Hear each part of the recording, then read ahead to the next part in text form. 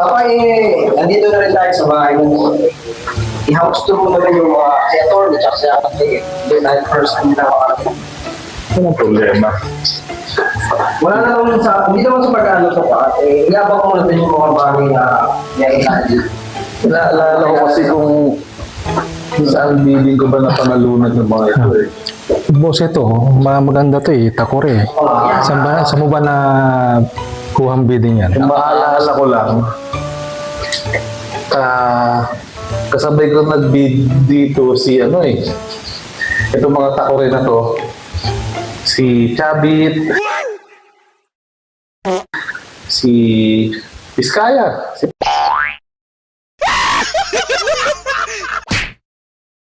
parang Vizcaya ko, nag-bid din dito.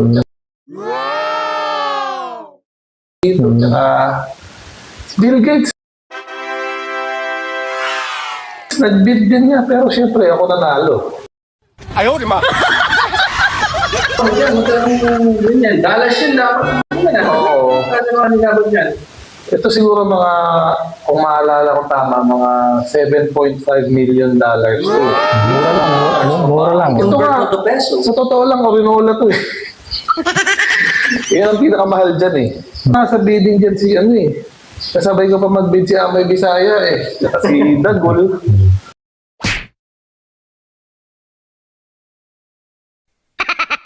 Ayun eh, ang pinakamataas na nag-bid dito, bago ko Wala lang yan. nakuha. Orinola lang. Panahon ng Hapon o panahon ng Espanyol yan? Panahon pa ng mga ano, warrior, yung mga Indians. Antique na pala to. Mga Mohicans. Yan, mga Mohicans. Ngayon, si Chavit ang pinakahuling nag-bid dito. Nag-bid siya ng 750 pesos. Pagka-bid niya ng 750 pesos, sabi ko agad, 7.5 million. Di sa akin napunta. Hindi na sila nakasabat. Di masama ang loob dun sa'yo. Papa, kaya So, tingin mo, simula sa 750 pesos, tinaas ko ng 7.5 million dollars. paano na kasi hihirit pa yun, bigla mong binitaw na gano'n na milyon. Tumalala ko.